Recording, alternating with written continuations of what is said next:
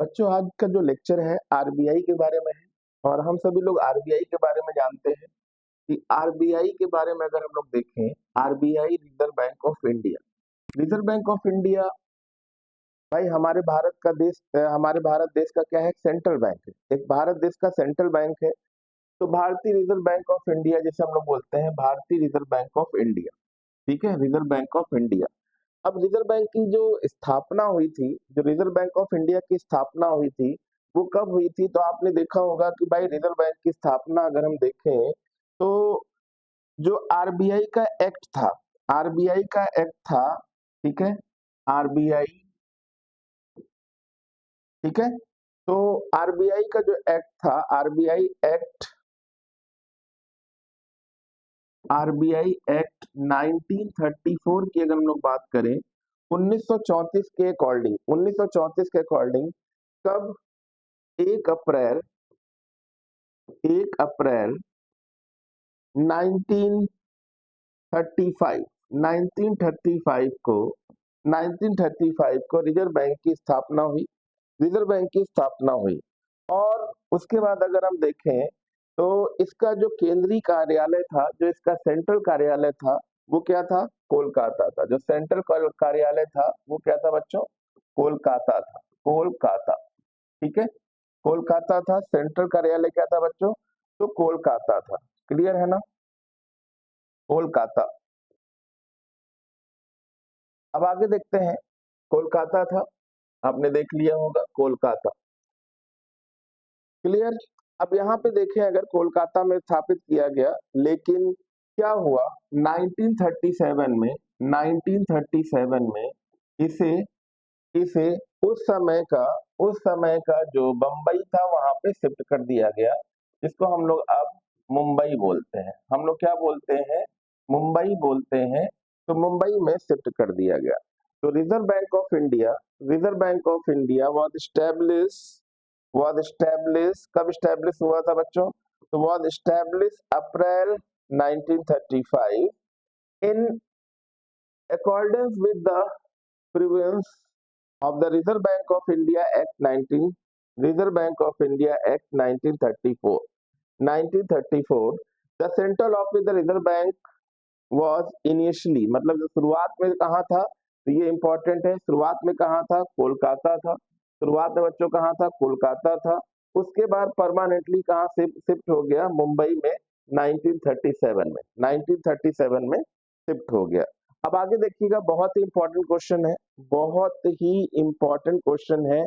आगे बढ़ते हैं तो यहाँ पर देखिएगा बच्चों, यहाँ पर देखिएगा बच्चों, अगर हम बात करें कि when did reserve bank of India RBI form, मतलब आरबीआई की जो स्थापना हुई थी, जो ऑरिजिन हुआ था, कहाँ से हुआ या कब हुआ? तो अगर हम देखें तो इसका आंसर आपके सामने दिख रहा है कि आरबीआई की जो स्थापना हुई थी वो बच्चों कब हुई थी? तो वो 1 अप्रैल 1935 1935 में कहाँ हुई थी? तो अभी मैंने बच्चों बताया था कोलकाता। कहाँ हुई थी? कोलकाता में हुई थी। कहाँ हुई थी बच्चों? कोलकाता में हुई थी, ठीक है, कोलकाता में। अगर इसको पूछा जा रहा है कि जो आरबीआई है, जो आरबीआई है, इसको नेशनलाइजेशन कब हुआ, इसका नेशनलाइजेशन कब हुआ? तो देखिए इसका भी आंसर सामने दिया हुआ है 1949। जब देश आजाद हो गया था, जब देश आजाद हो गया तो रिजर्व बैंक ऑफ इंडिया हमारे भारत का एक सेंट्रल बैंक तो बना ही, क्या बन गया? एक सेंट्रल बैंक तो बना ही, ठीक है, सेंट्रल बैंक या बैंकों का बैंक बोलते हैं। और इसके एजेंट के रूप में, इसके एजेंट के रूप में, एजेंट के रूप में कौन काम करता है? तो ध्यान रखिएगा, एसबीआई। एजेंट के रूप में कौन काम करता है? तो एसबीआई काम करता है। एजेंट के रूप में कौन काम करता है बच्चों? तो एसबीआई काम करता है, ये ध्यान रखिएगा।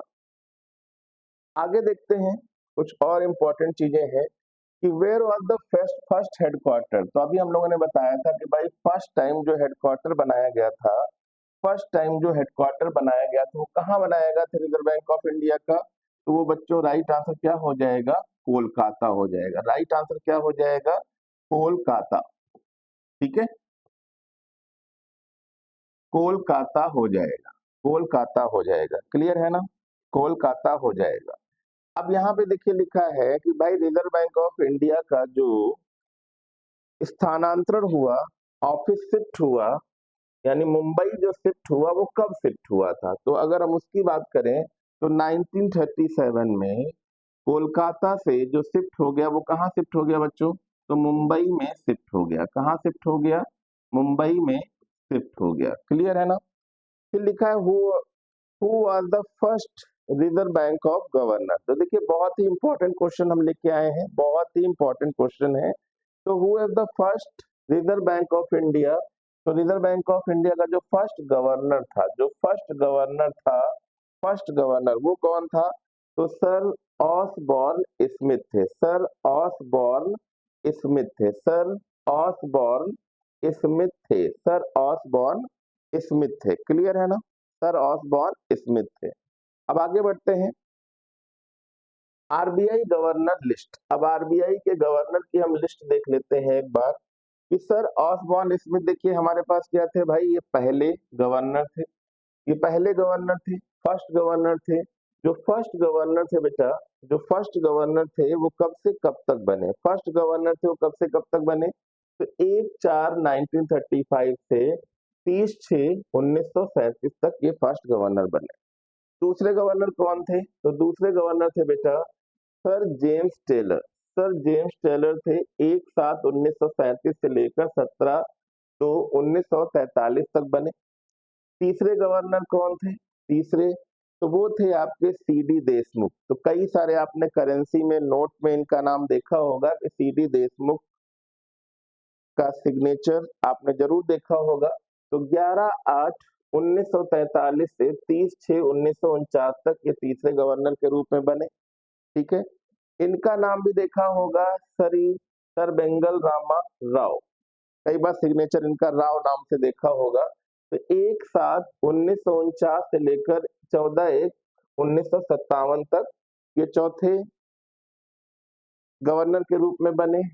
केजी अम्बे गोनकर, इनका भी आपने देखा होगा सिग्नेचर, 14/6/1957, 14/1/1957 से 28/2/1957 तक ये पांचवें गवर्नर के रूप में बने, पांचवें गवर्नर के रूप में बने, ठीक है, क्लियर है।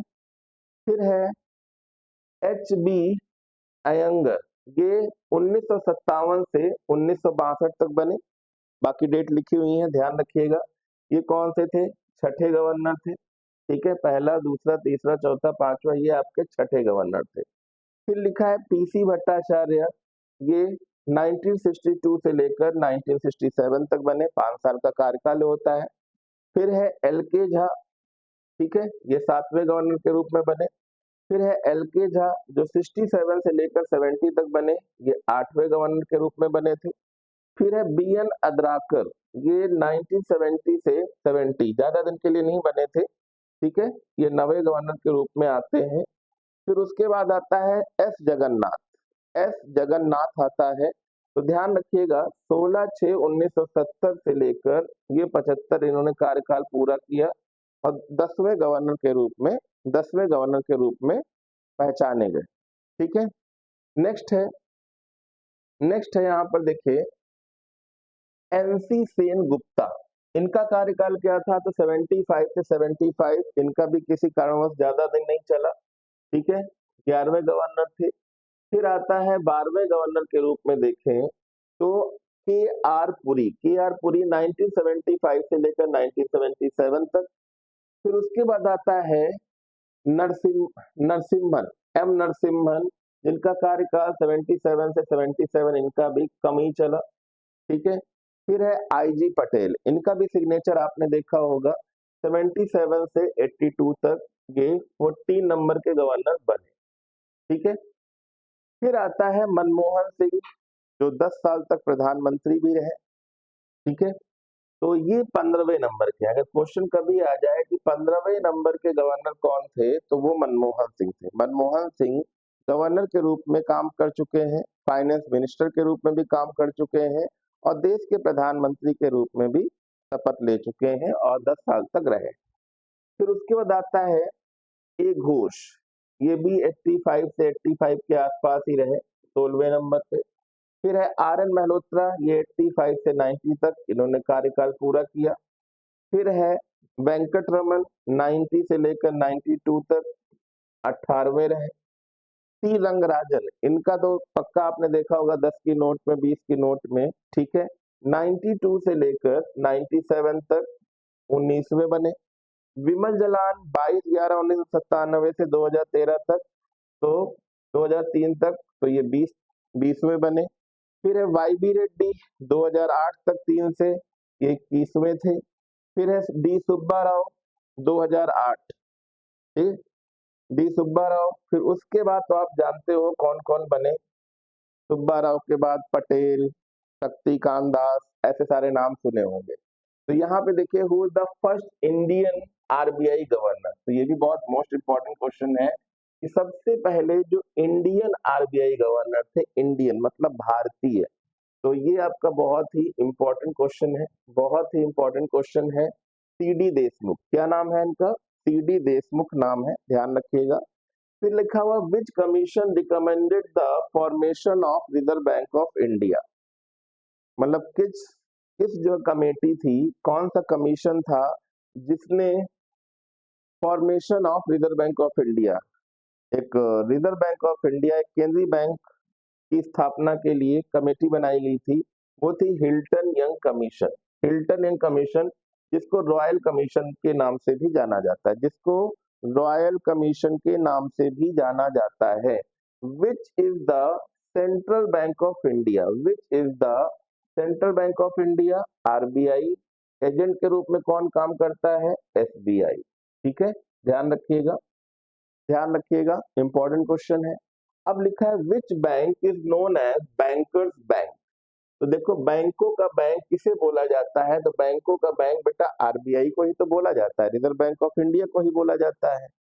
फिर which is the present governor of RBI, which is the present governor, तो ये पुराना डेटा लिखा हुआ है, शक्तिकांत दास। प्रेजेंट गवर्नर कौन है, आप लोग कमेंट करके बताइएगा, प्रेजेंट गवर्नर कौन है। Who introduce the banking ombudsman scheme, तो वो कौन करता है, तो reserve bank of India, reserve bank of India, reserve bank of India, ठीक है। अब देखिए लिखा है what is the purpose of demat account, भाई डीमेट अकाउंट क्यों बनवाते हैं, किस लिए बनवाते हैं, हम लोग डीमेट अकाउंट का क्या यूज करते हैं।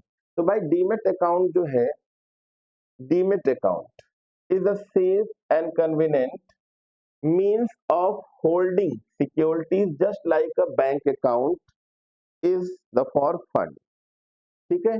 Totally practically 99.9% settlement of shares take place on demat mode only, thus it is advisable to have a beneficiary owner account to trade at the exchange. तो भाई जो हम लोग शेयर मार्केट में है, तो हम लोग ऐसा थोड़ी ना है कि जो एसबीआई का है या जो भी हम लोग के अकाउंट है उससे काम चलेगा।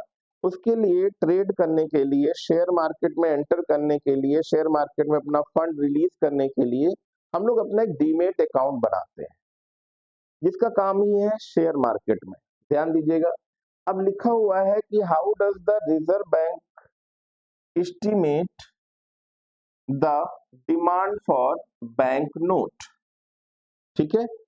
तो भाई reserve bank estimate the demand for bank note on the basis of the growth rate of the economy, growth rate of the economy, the replacement demand and the reserve stock requirement by using statistical model techniques, ठीक है। तो यहाँ पर देखिए reserve bank जो है अर्थव्यवस्था की विकास दर हो या जो भी प्रस्तावित या आरक्षित स्टॉक दर है, उसकी आवश्यकताओं के हिसाब से, उसकी आवश्यकताओं के हिसाब से अनुमान लागत लगाता है।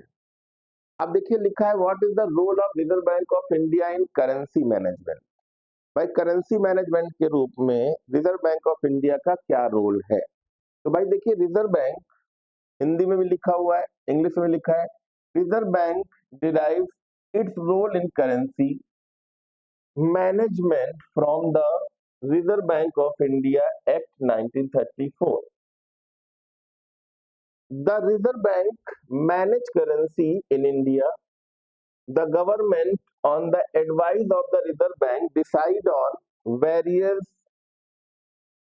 denomination of banknote to be issued.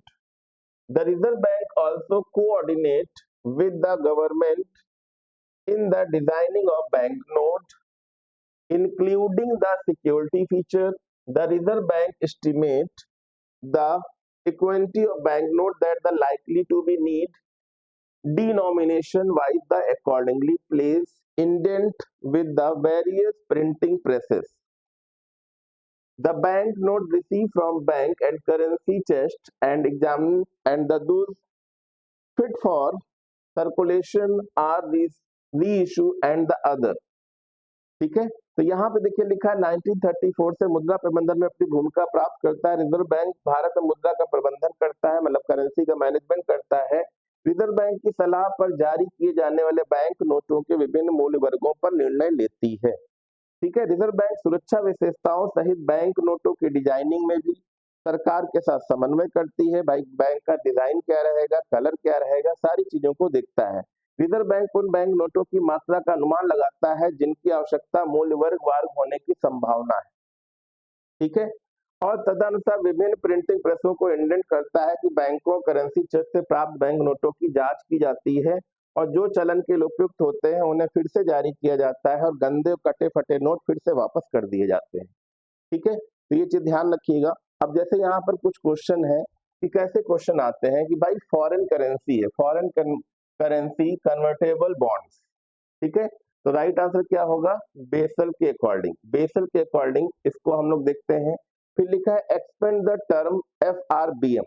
तो FRBM का क्या हो जाएगा, यहाँ पे होगा physical responsibility and budget management. ठीक है, तो ऐसे क्वेश्चन भी आ सकते हैं, इनको भी ध्यान रखिएगा। जैसे लिखा है what is an Indian depository receipt, तो यहाँ पे राइट आंसर क्या हो जाएगा, an instrument is the form of depository received created by the Indian depository against underlying equity share of the issuing company। अब जैसे लिखा है land development bank from a part of the, तो land development bank कौन से हैं, तो यहाँ पे कोऑपरेटिव बैंक है, कोऑपरेटिव एंड क्रेडिट स्ट्रक्चर। ठीक है, तो ये क्वेश्चन ऐसे आ सकते हैं। अब जैसे ये बहुत ही इंपॉर्टेंट चीज है, इसको भी देख लेते हैं। बहुत ही इंपॉर्टेंट चीज है कि ऐसा कौन सा नोट है जिसे आरबीआई नहीं छापता। तो कितना इंपॉर्टेंट क्वेश्चन है, साइड में देखिएगा लिखा हुआ है कि ऐसा कौन सा नोट है जो आरबीआई नहीं छापता। तो देखिए नोट के रूप में 1 रुपया सबसे छोटी करेंसी है। कैसी करेंसी है, सबसे छोटी करेंसी है, सबसे छोटी करेंसी। और 1 रुपए नोट को आरबीआई जारी नहीं करता, इसे भारत सरकार जारी करती है। वेरी वेरी इंपॉर्टेंट, ये क्वेश्चन बहुत बार आया है, इसे भारत सरकार जारी करती है। यही वजह है कि 1 रुपए के नोट पर आरबीआई के गवर्नर का हस्ताक्षर नहीं होता। तो भाई किसका हस्ताक्षर होगा, तो किसका हस्ताक्षर होगा ये ध्यान रखिएगा कि साल 1970 में पहली बार 1917 में जारी हुआ था 1 रुपया का पहला नोट। कब जारी हुआ था, 1917 में।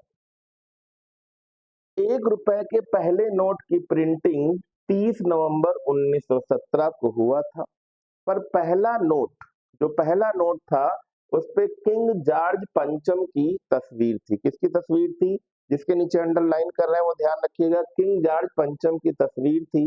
1926 में पहली बार 1 रुपए के नोट की छपाई बंद हो गई। कब बंद हुई, 1926 में पहली बार इसे बंद कर दिया गया। लेकिन कुछ ऐसे रीजन हुए जिसकी वजह से 1940 में फिर से इसे शुरू किया गया। ठीक है, 1994 में 1 रुपए की नोट की छपाई को फिर से बंद कर दिया गया। ठीक है, लेकिन साल 2015 में फिर से जब मोदी गवर्नमेंट आई तो उसने फिर से स्टार्टिंग करवाई, इसकी दोबारा शुरुआत हो गई।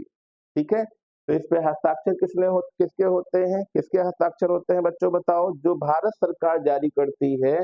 तो यहाँ पे देखिए, आप ध्यान से देख रहे होंगे, मनमोहन सिंह जैसा दिख रहा होगा, मनमोहन सिंह। तो उस समय मनमोहन सिंह कौन थे, क्या थे? ठीक है, ध्यान रखिएगा क्योंकि हम बात कर रहे हैं 1994।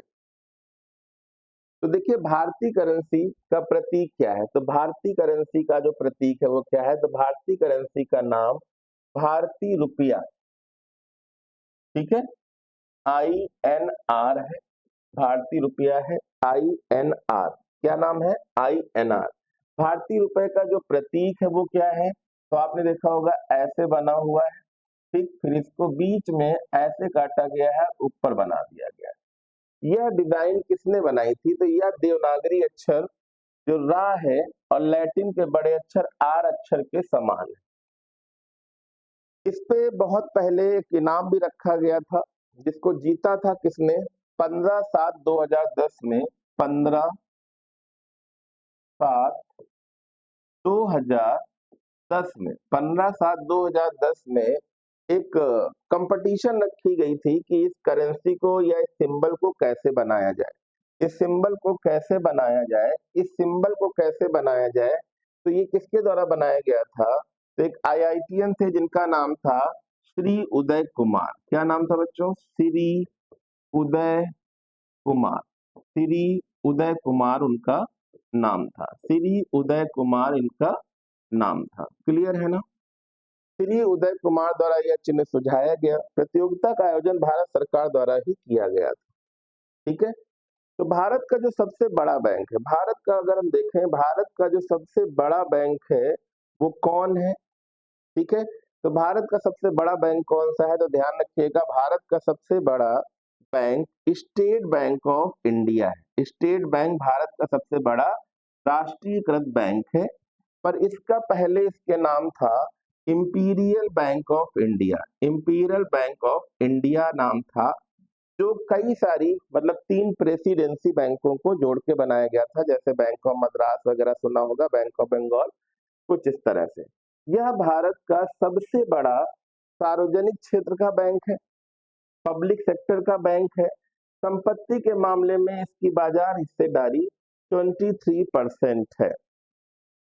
और अब ये SBI जो आप देख रहे हो, कम से कम 50 करोड़ की पॉपुलेशन को सर्व कर रहा है, सेवाएं दे रहा है। तो भारत का जो पहला बैंक कौन सा था? अगर क्वेश्चन आ जाए कि भारत का पहला बैंक कौन सा था, तो भारत देश का जो पहला बैंक था, देश का पहला बैंक बैंक ऑफ हिंदुस्तान था। बैंक ऑफ क्या था? बैंक ऑफ हिंदुस्तान था, जिसे 1770 में, जिसे 1770 में कोलकाता में स्थापित किया गया। कहाँ स्थापित किया गया? कोलकाता में स्थापित किया। यह बैंक 1832 तक संचालित किया गया। वहीं देश में शुरू हुआ दूसरा बैंक, बैंक ऑफ इंडिया, जिसे 1786 में शुरू किया गया था। जिसे कब शुरू किया था? 1786 में शुरू किया गया, और यह 1791 में बंद हो गया था, फिर इसको बाद में फिर से स्टार्ट किया गया। ठीक है, अब आगे देखते हैं। भारत में अब ये बहुत इंपॉर्टेंट क्वेश्चन है, ध्यान रखिएगा। क्वेश्चन कई बार आता है कि एक दिन में ध्यान दीजिएगा, एक दिन में कितने नोट छपते हैं? तो एक दिन में जो नोटों की 4 करोड़ पीस छापे जाते हैं। कितने? 4 करोड़ पीस छापे जाते हैं। 4 करोड़ पीस छापे जाते हैं, जिसमें एक 500 का नोट देख रहे हो, 200 का नोट, 100 का नोट, 500 का नोट, 20 का नोट, 10 के नोट, रुपए के हर तरह के नोट है। बस यहाँ 2000 रुपए की प्रिंटिंग का काम नहीं होता, क्योंकि 2000 वाला भी बंद हो चुका है, 1000 रुपए वाला भी बंद हो चुका है। तो यहाँ पर देखिएगा, 2000 रुपए की प्रिंटिंग का काम नहीं होता। जो मैसूर और बंगाल के साल्बोनी मुद्रा छापा खाने में होता है। मैसूर और बंगाल के साल्बोनी मुद्रा छापा खाने में होता है। अब लिखा हुआ है भारत में सबसे बड़ा नोट कौन है? भारत में सबसे बड़ा नोट है, तो भारतीय रिजर्व बैंक द्वारा मुद्रित अब तक का उच्चतम मूल्य वर्ग का नोट 10,000 का था। कितने का था? 10,000 का था, जो 1938 में प्रिंट किया गया था। 1938 में प्रिंट किया गया था। भारत में कितने पब्लिक सेक्टर बैंक है? भारत में कितने पब्लिक सेक्टर बैंक हैं? तो सार्वजनिक क्षेत्र के बैंकों या पब्लिक सेक्टर बैंकों को आमतौर पर सरकारी बैंकों के रूप में जाना जाता है। सरकारी बैंक सरकार के सीधे नियंत्रण में नहीं होते। सरकारी बैंक सरकार के सीधे नियंत्रण में नहीं होते, लेकिन भारत सरकार व उनमें बहुसंख्यक हितधारक हैं। यानी भारत सरकार के पास 51%, कितना? 51% से अधिक शेयर हैं। भारत में 12 सरकारी बैंक व सार्वजनिक क्षेत्र के भी बैंक है। सबसे छोटा बैंक कौन सा है? तो ध्यान दीजिएगा, सबसे छोटा बैंक धनलक्ष्मी बैंक है। सबसे छोटा बैंक कौन सा है बच्चों? तो धनलक्ष्मी बैंक है। धनलक्ष्मी बैंक है, ठीक है। फिलहाल दुनिया की और भारत की सबसे छोटी बैंक है। सबसे छोटी बैंक है, ध्यान रखिएगा, सबसे छोटी बैंक। क्लियर है ना? सबसे छोटी बैंक है। क्लियर है ना? अब देखिएगा प्राइवेट बैंक कौन सा है, तो प्राइवेट बैंक के बारे में भी जान लेते हैं। तो भारत में प्राइवेट बैंकों की जो सूची है 2030 के according, axis bank 1993, headquarter Mumbai Maharashtra में। बंधन बैंक 2015 में कोलकाता, हेडक्वार्टर पश्चिम बंगाल में है। पीएसबी बैंक 1920 त्रिशूर केरल में है। City union bank 1904 Kumbakonam Tamil Nadu में है। डीसीबी बैंक 1930 मुंबई महाराष्ट्र में। धनलक्ष्मी बैंक जो भी बताया था छोटी 1927 त्रिशूर शहर केरल में है। फेडरल बैंक 1931 अलुवा कोच्चि में है। एचडीएफसी बैंक 1994 में मुंबई हेडक्वार्टर है महाराष्ट्र में। तो एचडीएफसी तो देखा ही होगा, काफी फेमस है। बंधन बैंक भी सुना होगा 2015। तो लेटेस्ट में अगर आप देख रहे हो यहाँ पे लेटेस्ट में, तो यहाँ पे 2015 की बंधन बैंक, ठीक है, बंधन बैंक। तो भारत का दूसरा बैंक कौन सा है? तो भारत के जो दूसरे बैंक के बाद, पहला तो बैंक ऑफ हिंदुस्तान था, पर यहाँ पे देखिए दूसरा Punjab National bank. Punjab National bank Bharat का दूसरा सबसे बड़ा सरकारी मतलब कॉमर्शियल बैंक है। सबसे बड़ा गवर्नमेंट कॉमर्शियल बैंक है। कॉमर्शियल बैंक है। और भारत के 764 शहरों में, 764 शहरों में लगभग 4500 इसकी ब्रांचें हैं, ठीक है, 4500 इसकी ब्रांचें हैं। और इसके लगभग 37 लाख कस्टमर हैं। 37 लाख कस्टमर हैं, ठीक है। अब बैंक कितने प्रकार के होते हैं इनको भी देख लेते हैं। बैंक कितने प्रकार के होते हैं, चलिए इनको भी देख लेते हैं। तो भाई अगर हम देखें तो पहला जो बैंक है जिसको हम लोग बोलते हैं कॉमर्शियल बैंक। कॉमर्शियल बैंक जिसको हिंदी में बोलते हैं वाणिज्यिक बैंक। दूसरा है कोऑपरेटिव बैंक, जिसको हम सहकारी बैंक भी बोलते हैं, जो खाद यूरिया वगैरह देखते होंगे ना। तीसरा है डेवलपमेंट बैंक, जिसे हम विकास बैंक बोलते हैं। चौथा है विशेष उद्देश्य के बैंक, मतलब स्पेशल पर्पस बैंक। और पांचवा तो इतनी देर से पढ़ ही रहे हैं, सेंट्रल बैंक। सेंट्रल बैंक कौन सा है? आरबीआई, जिसके बारे में हम लोग इतनी देर से डिस्कशन कर रहे हैं, आरबीआई के बारे में। क्लियर है ना? भारत में कुल कितने नेशनलाइजेशन बैंक है? भारत में कुल कितने राष्ट्रीयकृत बैंक है? तो भारत में अगर हम देखें, इसे बड़े पैमाने पर समामेलन के बाद कुछ बैंकों को विलय के साथ मर्ज करके भारत में जो पब्लिक सेक्टर बैंक है, पीएसबी पब्लिक सेक्टर बैंक 2017 में 27 बैंकों से घटकर अब 2022 में 12 हो गई है। 2022 में कितनी हो गई है? 12 बैंकें हो गई हैं। तो भारत में अगर देखिए तो पहला प्राइवेट बैंक कौन था, अगर क्वेश्चन आता है कि भारत में सबसे पहला प्राइवेट बैंक कौन था, तो सबसे पहला प्राइवेट सेक्टर का बैंक था IndusInd bank, IndusInd bank. ठीक है, तो 1994 में एसपी हिंदुजा द्वारा स्थापित किया गया था। अब इसका भारत में 760 ब्रांचेस हैं, 760 ब्रांचेस हैं। क्लियर है ना, और काफी अच्छा नेटवर्क भी है। ठीक है, अब आरबीआई का पहला गवर्नर कौन था, विदेशी था, क्योंकि 1935 से स्टार्टिंग हो गई थी। तो भाई आरबीआई की अगर बात करें पहला गवर्नर कौन था, तो रिजर्व बैंक का जो पहला गवर्नर था वो थे सर ऑसबॉर्न स्मिथ। ठीक है, और वर्तमान में नवनियुक्त जो पूर्व वित्त सचिव वित्त आयोग के वर्तमान सदस्य शक्तिकांत दास बनाए गए हैं, जिन्होंने 11 दिसंबर 2018 को पदभार ग्रहण किया था। ये तो पुराना हो गया, अब इसकी जगह कौन आए हैं कमेंट करके बताइएगा। ठीक है, भारत में कुल कितने रिजर्व बैंक हैं, तो भारत में कुल कितने आरबीआई है, रिजर्व बैंक है, तो भारत में रिजर्व बैंक की कुल संख्या 29 है। कितनी है, 29 क्षेत्रीय कार्यालय है, जिनमें से अधिकांश राज्यों की राजधानियों में स्थित है। ठीक है, भारत में करेंसी नोट कौन जारी करता है, भारत में करेंसी नोट कौन जारी करता है, तो अधिनियम की धारा 22 के अनुसार भारत में नोट जो भी जारी करने का एकमात्र अधिकार केवल आरबीआई के ही पास है। किसके पास है बच्चों, आरबीआई के ही पास है। ठीक है, क्लियर है ना। अब लिखा हुआ है आरबीआई में कितने डिप्टी गवर्नर होते हैं, तो आरबीआई में कितने डिप्टी गवर्नर होते हैं, तो भारतीय रिजर्व बैंक के गवर्नर सेंट्रल बैंक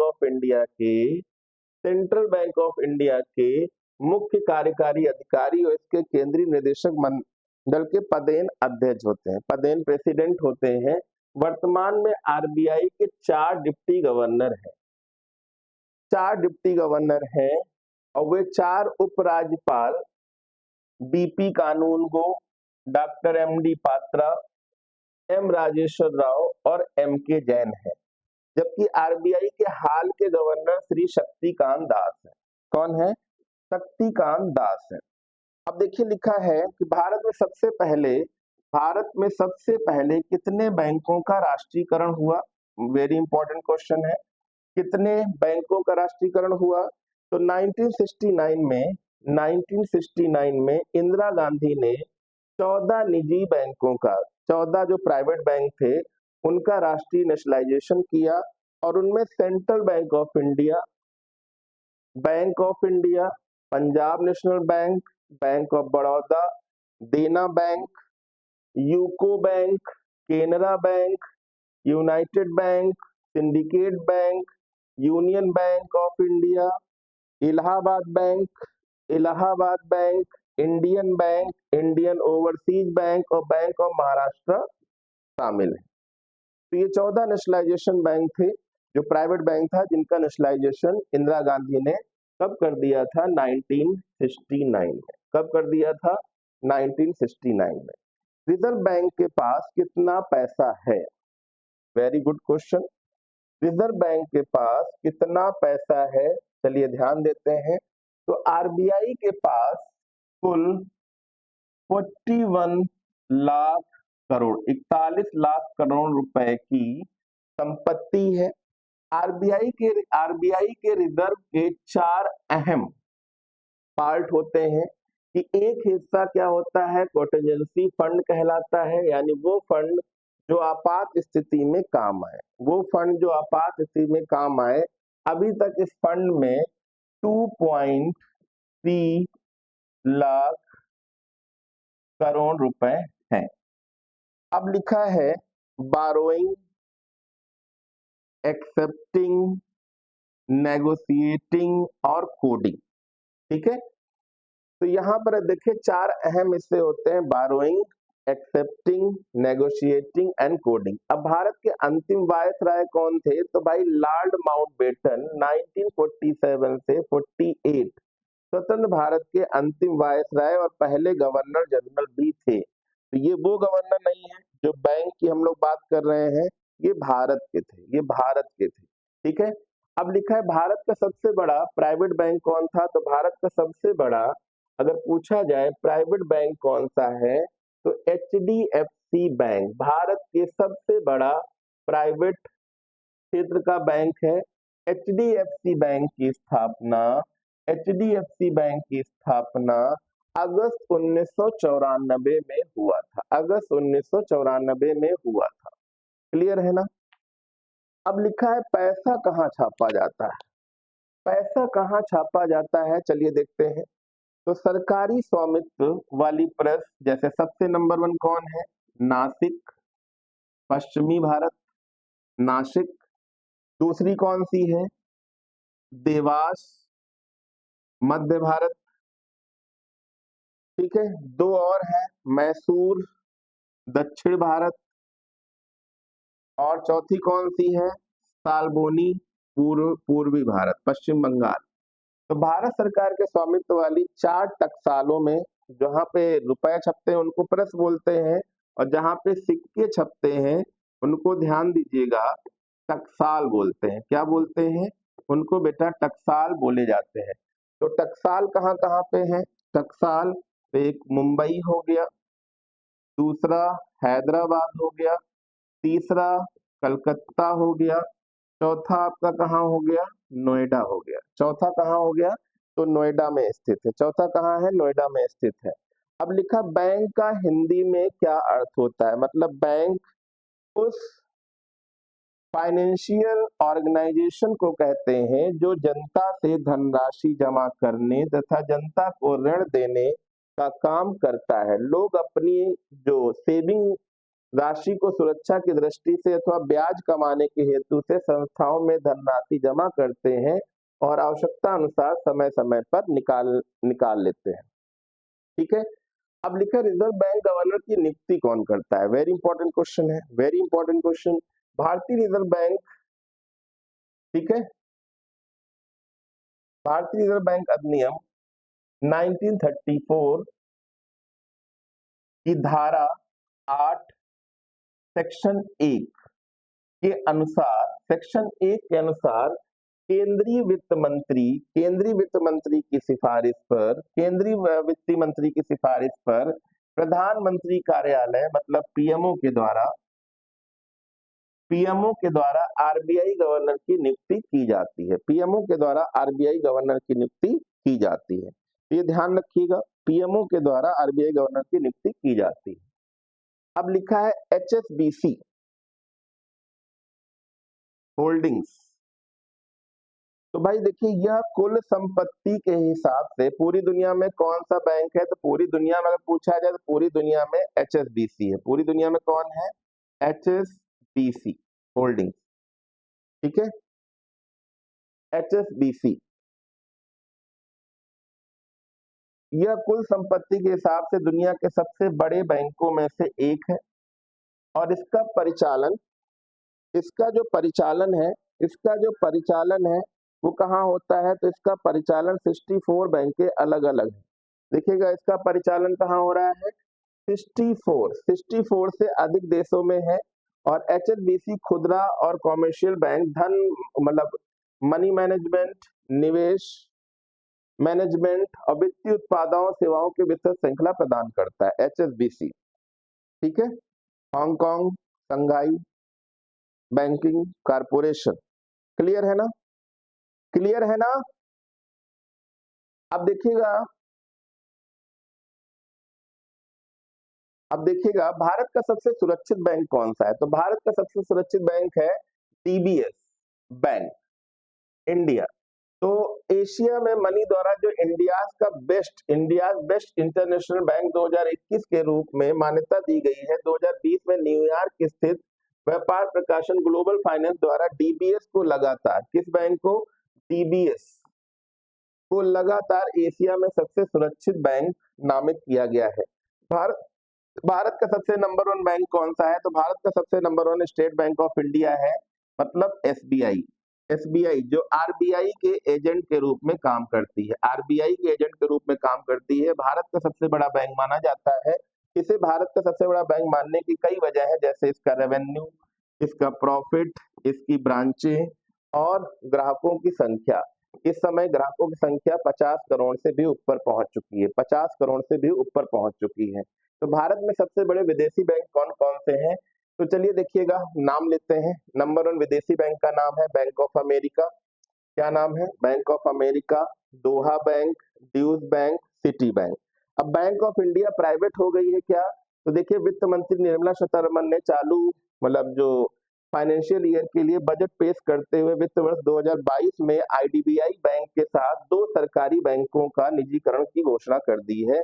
इसके अलावा नीति आयोग ने प्राइवेटाइजेशन के लिए 2 पीएसयू बैंक को शॉर्टलिस्ट भी किया है। ठीक है। एशिया का सबसे बड़ा बैंक कौन सा है? तो एशिया का सबसे बड़ा बैंक है industrial and commercial bank of China. आज यह विश्व का सबसे बड़ा लिस्टेड बैंक भी है। यह लिस्टेड बैंक है। बैंक की ब्रांचेज चीन के अलावा, बैंक की जो ब्रांचेज हैं चीन के अलावा 42 और 42 देशों में और मौजूद है, और इसकी एक ब्रांच मुंबई में भी है। 5320 कारपोरेट और 49.6 करोड़ पर्सनल कस्टमर बैंक के पास है। क्लियर है ना? तो देखिए, यहाँ पर आप सभी को चीजें समझ में आई होंगी, और बहुत ही इम्पोर्टेंट टॉपिक था, बहुत ही इम्पोर्टेंट टॉपिक था। तो सभी लोग इसको जरूर पढ़िएगा, बहुत जरूर पढ़िएगा, और अच्छा लग रहा है तो चैनल को सब्सक्राइब भी करते रहिएगा। ठीक है, तो तब तक के लिए धन्यवाद। चैनल को सब्सक्राइब करते रहें।